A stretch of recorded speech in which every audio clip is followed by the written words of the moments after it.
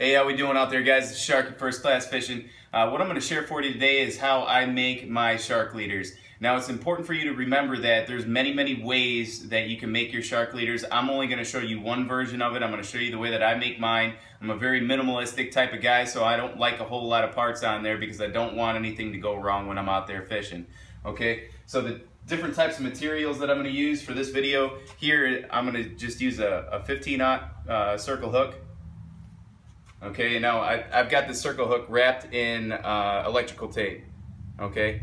And there's a number of different reasons why I do that, but I would highly recommend that you do that as well. One of these bad boys, just a heavy duty barrel swivel. I've got a heavy duty snap swivel that I'm gonna be using today. And then I've got 4 of these bad boys right here. Double barrel crimps, about 25 feet of 200-pound test. Now you can mess around with the different lengths of your mono. The next part that I got, 325-pound single strand wire. Okay. So what we're gonna do first is we're gonna take our 200-pound test mono, and I'm gonna thread on a couple of these double barrel clasps. I'm gonna take that barrel swivel, I'm going to slide it through the end there. So what I'm working with now is I got the two clasps there, and then I've got my barrel swivel, and now I'm just going to take my mono and I'm going to run it back through the other side of the double barrel crimps. Okay guys, so now that I got that threaded through, I've got a little bit of the tag end here, and hopefully you can see that. A little bit of the tag end that went through both crimps and the double barrel, or the bar swivel. And what I'm going to do is I'm going to heat the end of that wire, that line up, that mono, with a lighter.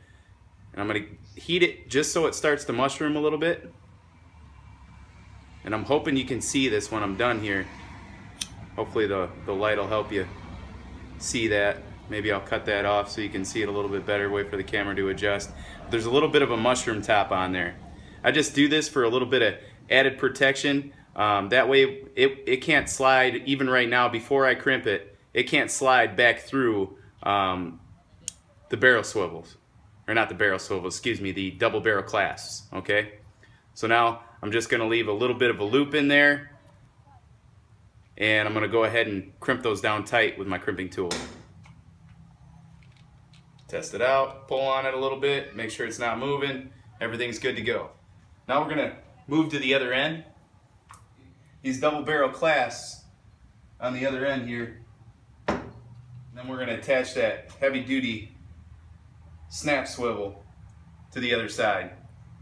We're gonna do the same thing, we're gonna thread it back through the other end of the double barrel clasps. We're gonna move our tag end up. We're gonna light it. Melt it down a little bit, wait until it melts and mushrooms a little, and then I'm going to press it against the metal part of the lighter so that it mushrooms out and cools it at the same time. Okay, now we got a nice flat end on that mono, so when I slide it back against those crimps, it's not going to come undone. Just leave a little loop there, and I'll go ahead and crimp it with my crimping tool. And give that a pull by hand. Everything looks great. Now this is exactly what I'm going to attach onto my main line. I don't use a snap swivel or anything like that on my main line. When I go to my main line, I'm going to take it and I'm going to run it through here using the appropriate size clasps, and I'm going to go straight through this barrel swivel on the other end of it, and I'm going to double crimp it to my line. Okay. That way there's no moving parts in between there. The only moving part is this barrel swivel, and the other one on the other end is the heavy duty snap swivel, which I attach my wire to, and we're going to get to that right now. Typically I wouldn't do this until I was on the beach because I usually leave it in the spool of wire, but I'm going to go ahead and do it here at home just for you guys. And I'm going to push this through the electrical tape on the eyelet of the hook. I'm going to put a decent amount of material through there. I'm going to bend it over. I'm going to do what's called a haywire knot on the other side. Now I start my bends a little loose, And then I start wrapping them super duper tight together, which I want to have the light in my garage here to see what I'm doing.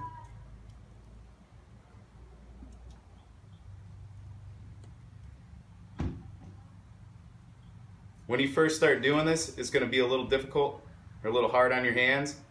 As you go along, your hands are going to toughen up a bit, and this won't be a big deal for you at all. But I remember when I first started shark fishing that my hands or my fingers would become quite sore when I first started doing this, so just be aware of that. It's a possibility.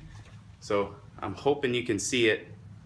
I'm going to cut off the tag end, my crimping tool, as close as I can. Now we've got this hook attached to this 6-foot piece of wire. Okay, now the other end of it, what I'm going to do and go through the eyelet portion of the snap swivel. Okay, the eyelet portion of the snap swivel. Let me take this leash off this weight so I can get up close and show you exactly where I'm talking about. I'm going to go right through here. Okay, so before the snap swivel portion, but right up in here. I'm going to go through there. And I'm not actually going to do it, guys. You see me do the haywire knot before. If I tie this right now, you know, it's going to be a pain in the butt to go ahead and transport. But I'm going to do a haywire knot through this eyelet, so that way when I go to hang my weight on the bottom of the ocean floor from here, the spider weight's back in here.